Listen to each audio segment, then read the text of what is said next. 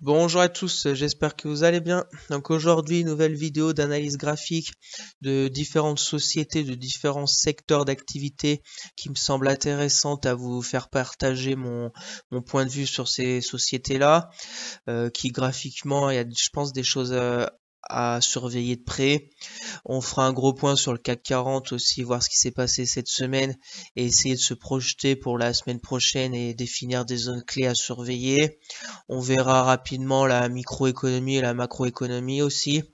Et donc comme d'habitude, n'hésitez pas à vous abonner à la chaîne, à partager la vidéo, à me lâcher un maximum de likes, ça me ferait très plaisir. Si vous avez des questions, à me les mettre en commentaire, je serai ravi de vous répondre. Et pour les personnes intéressées par mon Twitter, où je mets pas mal d'analyses graphiques, voilà des choses en lien avec la bourse et même pour mes actions court terme que je prends, je partage tout ça sur Twitter. Donc n'hésitez pas à vous abonner, le lien est dans la description. Allez, on passe au sommaire. Donc on commencera comme d'habitude par faire un gros point sur le CAC 40, voir les zones à surveiller pour la semaine prochaine et au niveau de la macro-microéconomie aussi. Et en même temps, on fera le point sur ma seule action qui me reste court terme, qui est BNP Paribas, voir ce que je vais en faire et tout. Je vous expliquerai tout ça. Au niveau des actions, on verra Dassault Systèmes, GTT, Atos, Safran, et on finira par une petite conclusion des choses qui me semblent importantes à retenir au niveau du CAC 40. Bien sûr, je ne suis pas un conseiller financier. Mon avis dans cette vidéo ne représente pas un conseil d'investissement. Elle est juste réalisée à but pédagogique. Chaque investisseur doit avoir sa propre stratégie. Investir en bourse représente un risque. Vous êtes le seul responsable de vos achats et ventes d'actions. Donc on se retrouve sur TradingView comme d'habitude pour faire le point sur le CAC 40. Je suis en données hebdomadaires pour voir une semaine très positive au niveau du CAC avec plus de 66. On a enfin franchi la résistance des 7400 qu'on n'arrivait pas à franchir depuis le mois de février. Et la semaine dernière, je vous avais parlé qu'il nous fallait un catalyseur pour passer les 7004. Je vous avais parlé de soit en rapport avec la macroéconomie, avec l'inflation, la hausse des taux, ou un discours qui pouvait avoir comme catalyseur un franchissement de la résistance des 7400. Ou sinon, je vous avais parlé aussi des résultats d'entreprises qui vont s'enchaîner. Donc avec un bon résultat d'une entreprise, on pouvait passer cette résistance des 7400 et c'est ce qui s'est passé cette semaine avec les géants du luxe qui ont publié des très bonnes copies, que ce soit LVMH ou Hermès, et c'est ce qui nous a donné notre catalyseur pour passer les 7400 points. Donc maintenant on est sur un terrain inconnu, un CAC qui n'avait jamais été à cette hauteur-là. Donc à voir ce que ça va donner la semaine prochaine. Au niveau de la macroéconomie, ce qu'il faut retenir pour cette semaine, on a eu mercredi l'inflation au niveau des États-Unis qui est descendue à 5% en rythme annualisé. Le consensus était à 5,2, donc c'est plutôt une bonne nouvelle, même si au niveau de l'économie américaine, quand même, on a un bon ralentissement. Il y a eu les chiffres au niveau des États-Unis, je crois vendredi. Ouais, les ventes au détail qui sont ressorties à moins 1%. Consensus était à moins 0,4. Donc on voit un ralentissement économique au niveau des États-Unis. Jusque-là, parler de récession, je ne sais pas, mais on verra au fur et à mesure des statistiques ce que ça va donner. Donc voilà, au niveau hebdomadaire, positif, hein. On a franchi les 7004, moyenne mobile 10, bien au-dessus. Au niveau du RSI, on est juste au-dessus des 60, donc il y a encore un bon potentiel de hausse si on regarde juste au niveau techniquement. On va passer en daily pour voir un peu de plus près au niveau du CAC. et mon point de vue pour la semaine prochaine. Donc lundi c'était férié, donc mardi on s'est encore heurté à cette résistance des 7004. Mercredi on était monté jusqu'à 7460, mais après on a clôturé la journée, on est revenu à 7004. Et puis après jeudi on a eu les résultats LVMH qui ont fait bondir le CAC de plus 1,13. Et vendredi on a aussi eu les résultats au côté américain des banques qui nous ont fait qui nous ont fait bien progresser au niveau de nos bancaires du CAC, que ce soit BNP, Société Générale ou Crédit Agricole. Donc c'est pour ça qu'on a eu une belle semaine au niveau du CAC 40. Pour ma part, je vous dirais quand même prudence, parce qu'on voit voilà des bougies qui sont pas, je les trouve pas très jolies comparé comme ici on a eu une hausse, une belle hausse avec des gros corps de bougies. Là c'est plutôt des gros gaps à l'ouverture euh, et, euh, et des petits corps de bougies. Donc sachant que je pense que le CAC a été tracté par les géants du luxe avec leur poids dans le CAC 40. Donc je vous dirais prudence pour la semaine prochaine. Ce qui me semble possible et ce qui me semble réalisable pour la semaine prochaine, c'est peut-être un retour vers les 7004. Il y a un gap aussi là qui pourrait faire office de support. Donc pour ma part, je pense, sachant que la semaine prochaine, on n'a pas beaucoup de grosses entreprises qui vont publier leurs résultats. Il va falloir voir aussi les entreprises au niveau des États-Unis, voir ça peut donner un catalyseur aussi.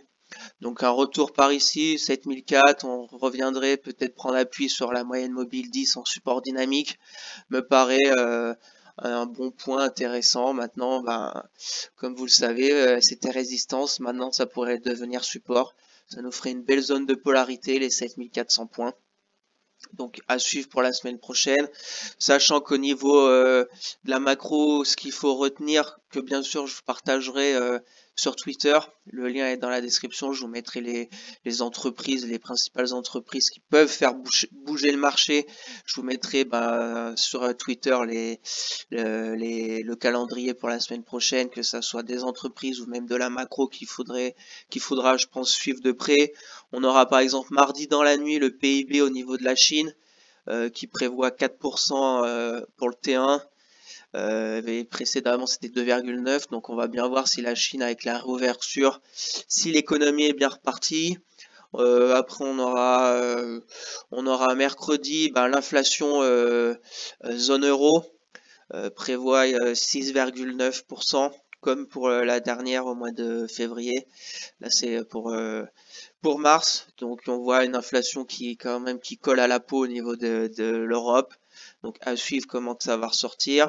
Jeudi, on aura comme tous les jeudis le chômage aux États-Unis, les inscriptions au chômage, faudra suivre ça de près. Et puis voilà les PMI pour vendredi. Voilà au niveau du calendrier macro pour la semaine prochaine que bien sûr je vous partagerai sur Twitter. Donc voilà, CAC 40 positif, peut-être une petite respiration au début de semaine, à voir. Après, directement les 7006, je vois pas quel catalyseur pourrait nous faire monter si vite à 7006 en ligne droite. Comme je vous l'ai dit, il n'y a pas beaucoup d'entreprises qui vont publier la semaine prochaine. Petite respiration, voilà, RSI, on vient juste de rentrer en zone 70+. Donc très positif, à se faire à suivre, peut-être retrouver des acheteurs à 7400. Voilà au niveau du CAC 40. On va passer rapidement à ma seule action qui me reste court terme, qui est BNP Paribas, que je vous avais parlé. Voilà, donc on a vu les bancaires ont très bien progressé. J'avais acheté BNP le 27 mars. PRU est à 51,77. Je vous avais mis le stop à 53,65 la semaine dernière. Ce que je vais faire ce week-end, je vais le remonter ici. On va le mettre à 56,50 à peu près. 56,50, on voit une belle progression, il a une petite stabilisation, et puis vendredi avec les bons résultats des banques américaines, on a fait une belle progression de plus 3,22. Donc voilà, très positif. Ici, je suis à presque 15% de plus-value latente sur BNP, donc c'est que du bonus. Donc on met le stop à 56,50. Objectif, va falloir voir maintenant avec ce gap, ce gros gap baissier qui a été ouvert, voir ce que ça va donner vers les 61. Peut-être que je revendrai vers 61-62, ça me ferait des beaux gains sur BNP. Sinon, au niveau technique, rien à signaler. Au-dessus de la moyenne mobile 10, tranquillement. On vient juste de rentrer au niveau du RSI au-dessus des 60. Le dividende, le versement est encore assez loin. Donc on a encore le temps de voir ce qu'on va faire, si on va garder pour toucher le dividende ou si on peut vendre juste avant pour pas avoir le gap du dividende. Ça, chacun fait comme il veut. Voilà au niveau de BNP Paribas que je continuerai de partager sur Twitter s'il y a du changement.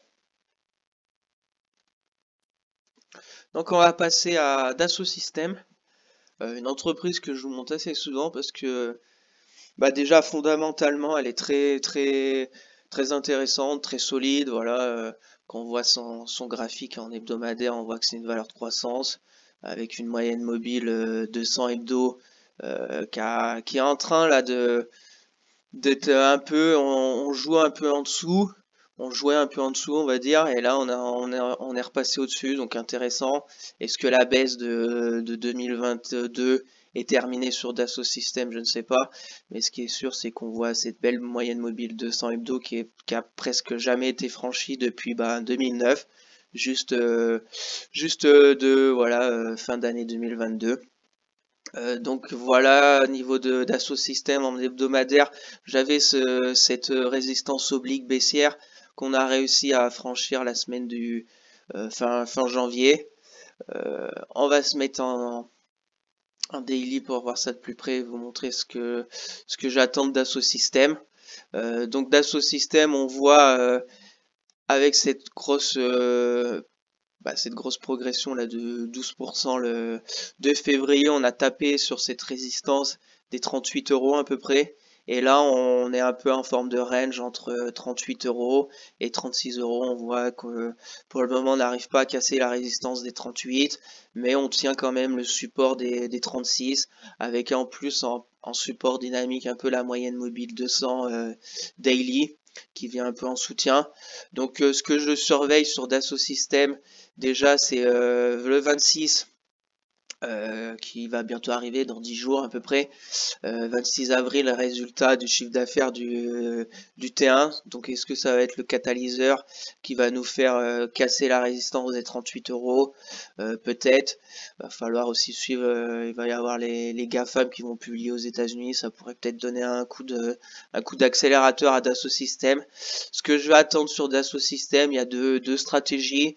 C'est si on arrive la semaine à venir ou dans 2 semaines ou dans les jours à venir casser la résistance avec une belle bougie où on voit les acheteurs qui prennent position sur Dassault Systèmes, et quelque chose comme ça, une belle bougie, peut-être un pullback. Ce qui est intéressant quand on joue plutôt la cassure de résistance, c'est qu'on peut mettre un stop très serré. Par exemple sur Dassault Systèmes, je vois une belle bougie qui clôture au-dessus des 38, même qui vient vers les 39 €. Je peux prendre position vers 39. Le stop il se met juste en dessous de la belle bougie qu'on aura, ça fera à peu près 3% pour aller chercher à peu près 10%. Le haut de cette dernière vague baissière, on va dire, vers les 43,50 €, qui pourrait rapidement être atteint si déjà bon résultat le 26 avril, et aux États-Unis tout ce qui est secteur tech publie aussi des bons résultats. Après voilà, attention aussi dividende qui va être fin mai. Donc va falloir surveiller aussi pour savoir quoi faire sur Dassault Systèmes. Ce qui est sûr, c'est qu'au niveau technique, voilà, on est entre le 60-40, on est bien en forme de range, même au niveau du RSI.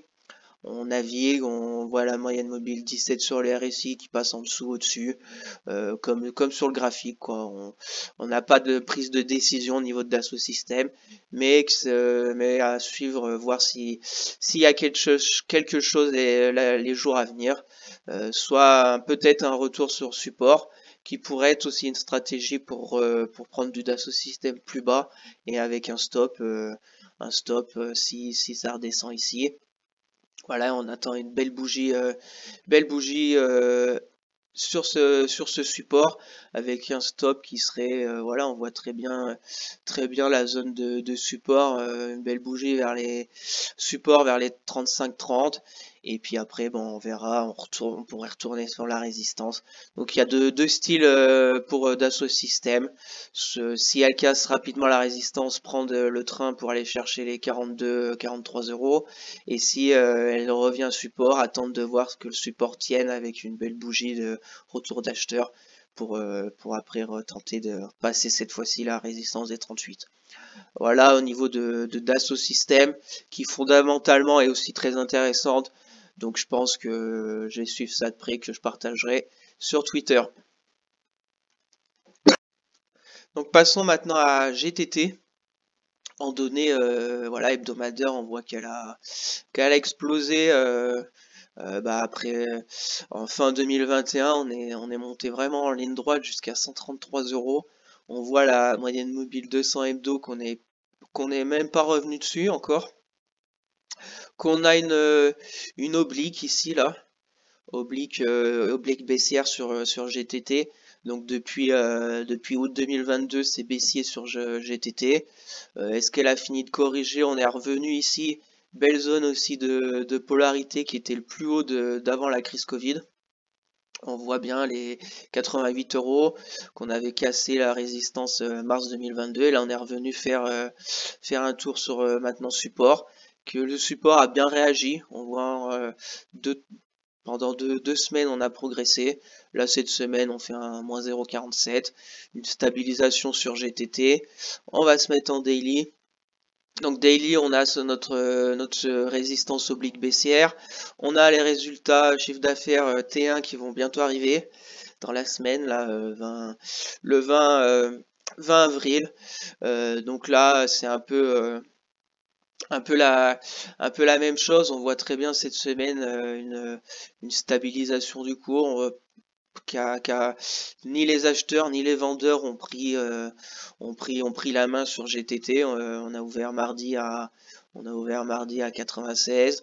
On est entre 98 euros et 95 euros 95 avec une moyenne mobile 10 qui devient un peu support dynamique. On voit pour ma part GTT, ce que je vais attendre c'est casser cette résistance oblique baissière. Si on a une clôture au-dessus de toutes ces bougies de la semaine dernière, une clôture, je sais pas, vers les 99 euros pourrait être intéressant pour prendre le train GTT.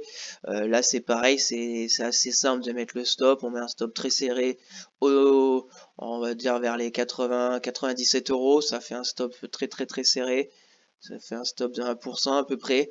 Et on vise le gap ici, qui est en plus grosse zone de polarité, qui était grosse zone de support du 20 avril 2022 jusqu'en décembre 2022. On a cassé, on a pullbacké, on est retourné un étage plus bas, on est revenu.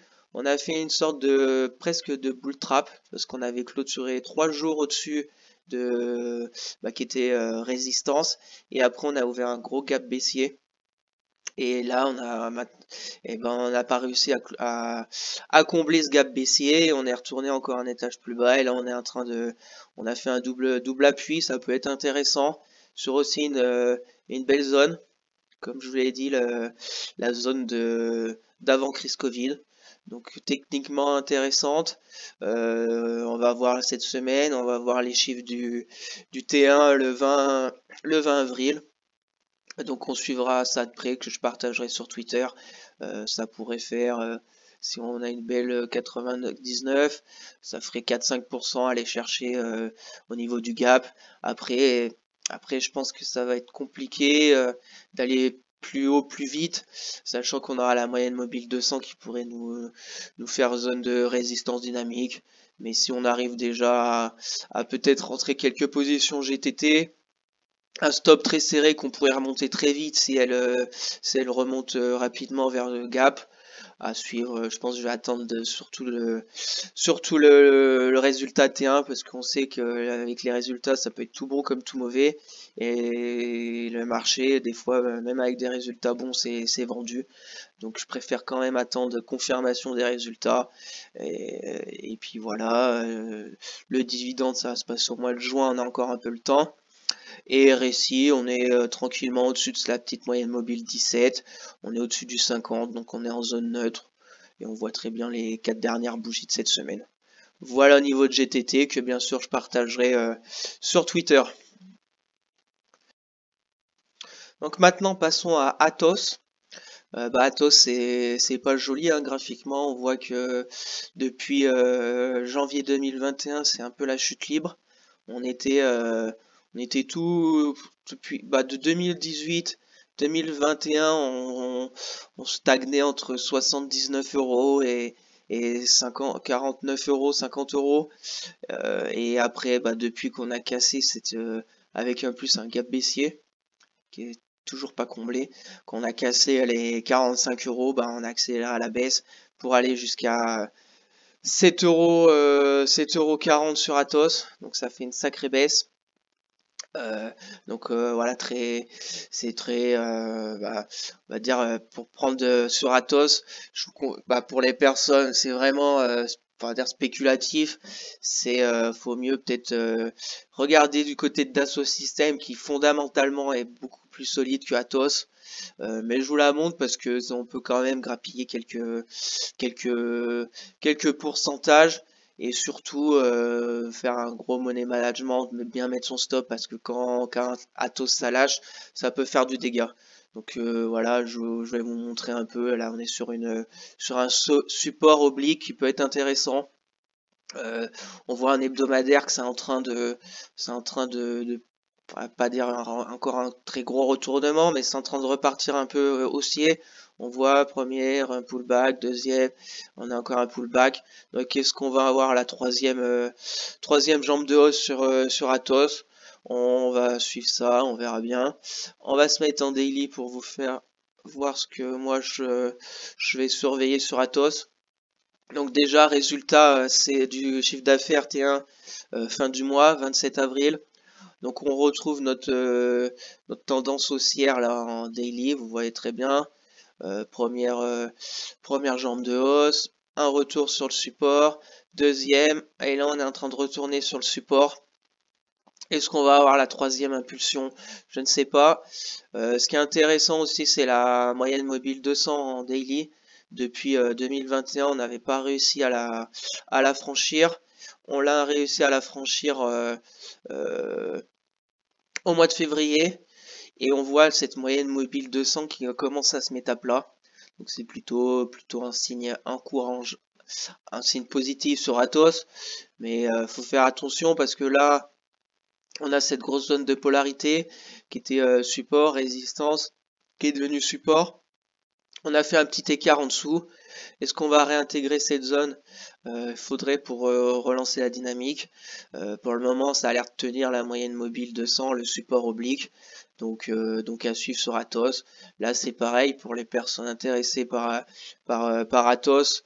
Ce qu'il faudrait relancer la dynamique, essayer d'avoir une clôture vers les 12 euros. 12 euros pour aller chercher les plus hauts là-haut. Ça ferait 12 euros. Le stop, ça ferait un gros stop. Après, c'est Atos. Ça ferait presque 12% de stop. Mais après, voilà, on pourrait aller chercher presque 20%. Donc, je vous la montre, c'est assez risqué.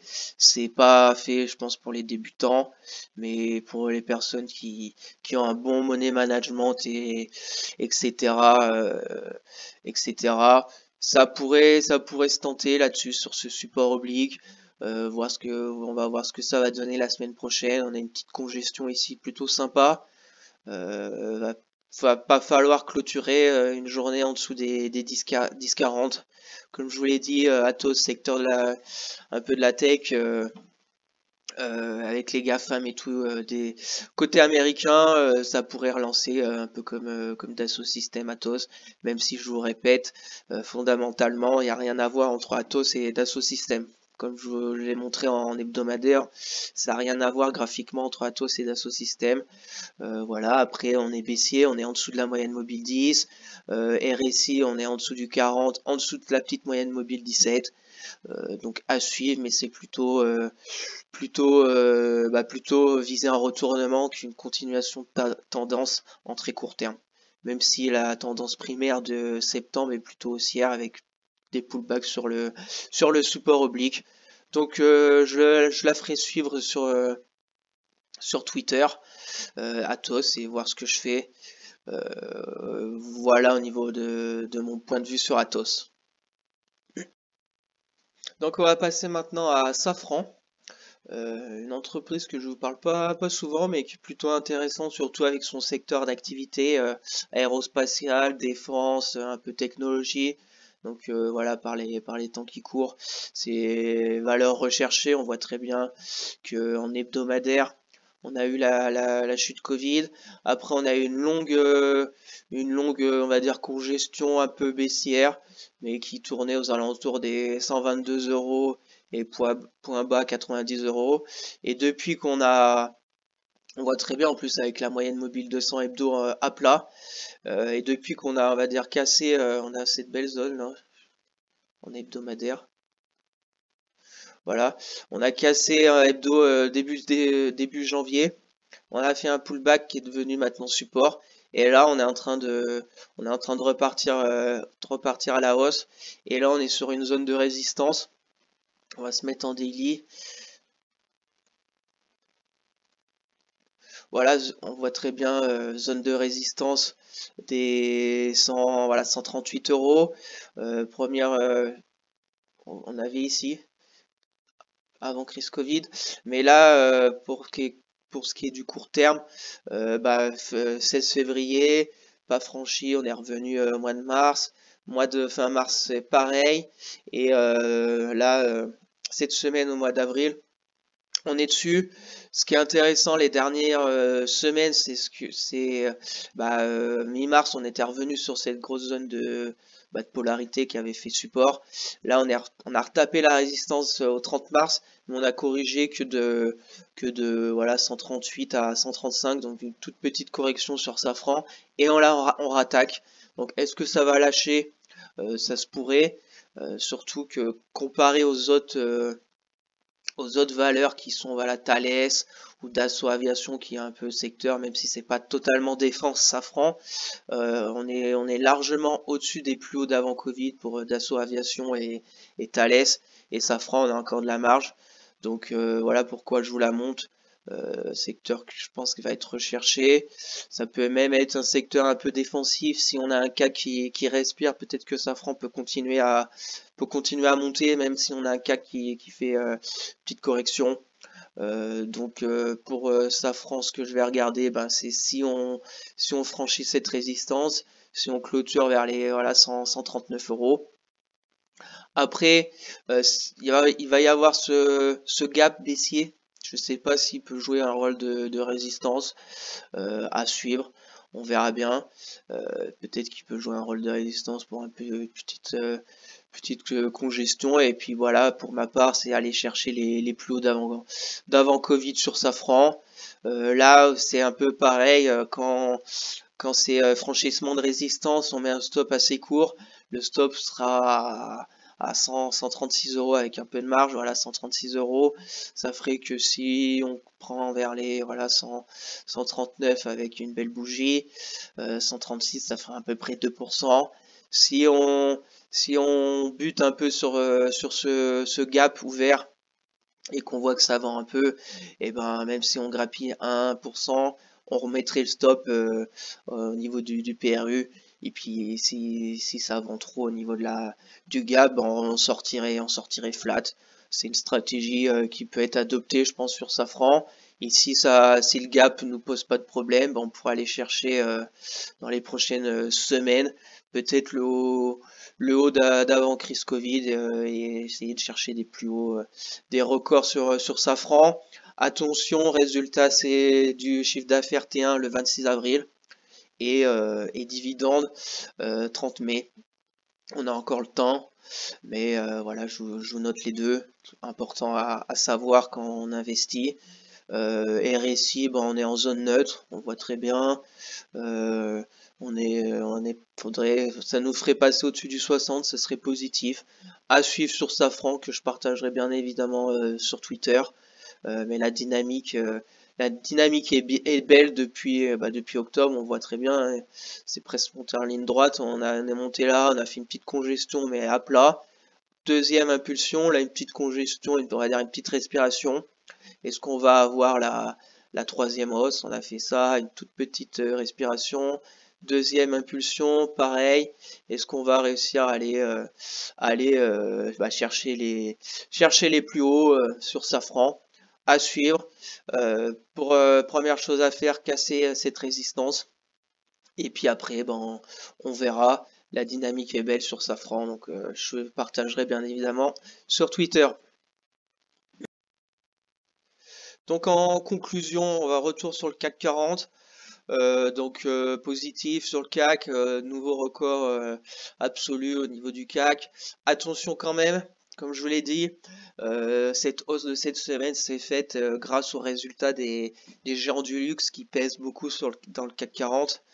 Et en plus, vendredi, on a eu les bancaires. Donc voilà, faites attention, on va voir. En plus, là, on va retrouver une semaine à 5 jours, contrairement à la semaine dernière où il y avait le lundi de Pâques. Petit retour peut-être vers les 7004 pour reprendre un courant acheteur. Mais attention, si vendredi, par exemple, on clôture vraiment en dessous le gap vers les 7320, ça pourrait, je pense, accélérer plutôt à la baisse et peut-être un retour vers les 7200. Donc faites attention, si vous n'êtes pas à l'aise, n'investissez pas. Pour ma part, moi je suis pas très serein sur le CAC, donc comme vous voyez, à part L'Oréal que j'ai fait une bonne plus-value, que j'ai vendu il y a une semaine et demie, et il me reste que BNP Paribas en court terme. Ce qui est du long terme, j'attends aussi tranquillement, j'observe, et puis on verra prochainement s'il y a des opportunités. Chacun a sa stratégie, chacun fait comme il veut. Moi j'y vais mollo parce que je suis pas très serein avec la macro et tout. Je pense qu'on va rentrer dans le dur au niveau des T2, donc peut-être encore une zone pour aller chercher peut-être les 7006 avant une vraie correction au niveau du CAC. Je ne sais pas. Faudra suivre ça de près, la macro, la micro avec les résultats d'entreprise, côté américain, côté Europe, etc. On suivra ça de près. Je vous partagerai tout ça sur Twitter au niveau des résultats, des calendriers, etc. Donc n'hésitez pas à aller vous abonner, le lien est dans la description. Voilà, donc soyez prudents et on suivra ça de près la semaine prochaine au niveau du CAC 40. Donc merci à tous d'avoir suivi cette vidéo, j'espère que ça vous plaît, que chaque week-end je vous fasse le point sur le CAC 40, que je vous parle de macroéconomie, microéconomie avec les résultats d'entreprise et que je vous sélectionne quelques sociétés qui me semblent intéressantes graphiquement à vous partager, à vous donner mon point de vue sur ces actions. Voilà, donc n'hésitez pas à vous abonner à la chaîne, à partager la vidéo, à me lâcher un maximum de likes, ça me ferait très plaisir. Si vous avez des questions, n'hésitez pas aussi à me les mettre en commentaire, je serai ravi de vous répondre. Et puis bien évidemment pour les personnes intéressées par mon Twitter, pour suivre l'actualité et ce que je fais au niveau même de mon portefeuille court terme, je vous dis tout sur Twitter. Donc le lien est dans la description. Sur ce, passez un bon week-end et puis à la prochaine pour de nouvelles vidéos. Allez, bye!